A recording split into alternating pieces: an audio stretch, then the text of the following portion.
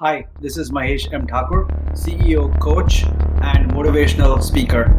I'm here to share some of the most recent events that are coming out of Silicon Valley, and particularly the Silicon Valley Bank.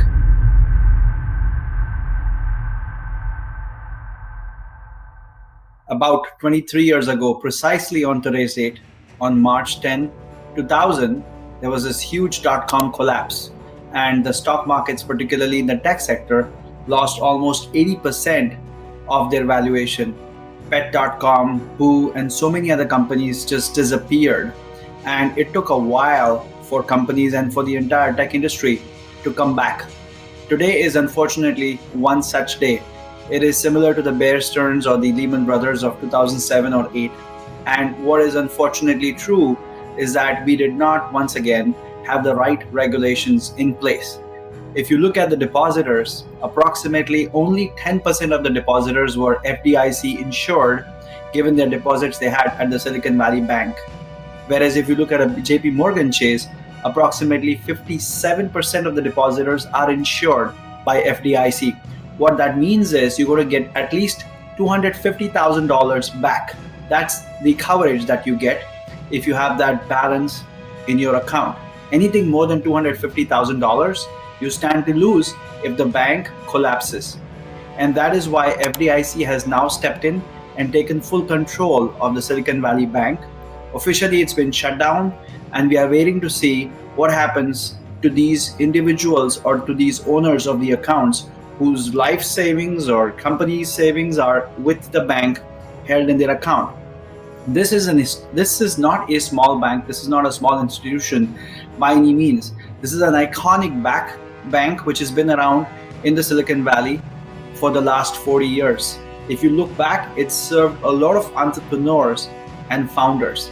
And what makes Silicon Valley Bank so special is that it's always made lending possible to allow and facilitate the startups to begin and to thrive. It's really been there for the founders and for the founder communities. And it is unfortunate to watch them collapse like this. At this point, we are really hopeful the Fed steps in, the Federal Reserve steps in and does something to basically save the bank, because you may hear the term too big to fail. The reason is because if you save that bank, that in turn will save thousands of companies or even hundreds of thousands of companies which are dependent on their cash in the bank. So when we are looking at those accounts, it's not just ordinary accounts. It's accounts of those investors and the startups which are actually all invested in the tech industry. Their next payment, their next salary is now dependent on the amount with the bank. And therefore, one has to take a very serious look as to how far can you go when you're trying to increase these interest rates. Yes, you're trying to tame the inflation. Yes, you're trying to raise the interest rates, but at what cost? Would you let an entire tech industry collapse similar to what happened in 2000? Or would you actually step in as a Fed and take some action, take some ownership at this moment?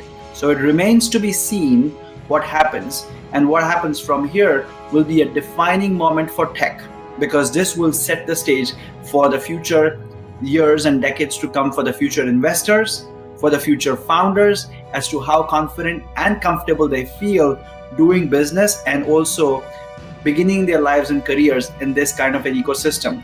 So what we are trying to do in the moment is really make sure we fully absorb as CEOs and founders what the situation is.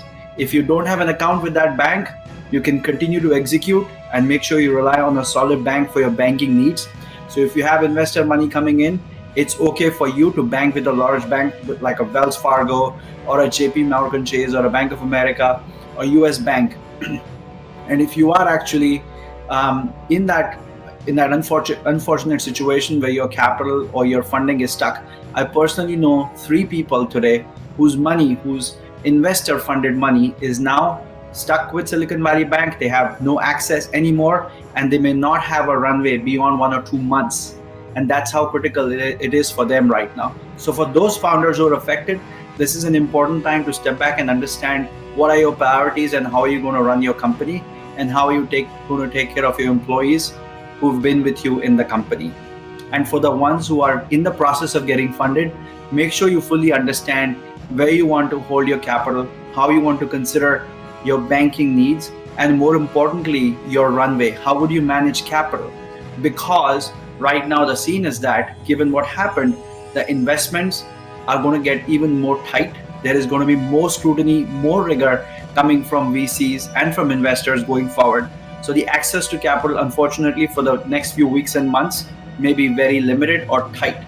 So the founders and the CEOs need to do their due diligence right now to make sure whatever funds you have, you deploy it to the you put it to the best use possible.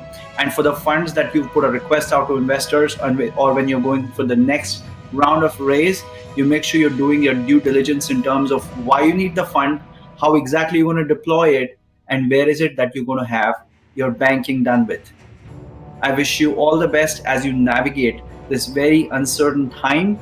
There are some lessons we've learned from 2000, from 2008, and we will wait to see if this is too big to fail.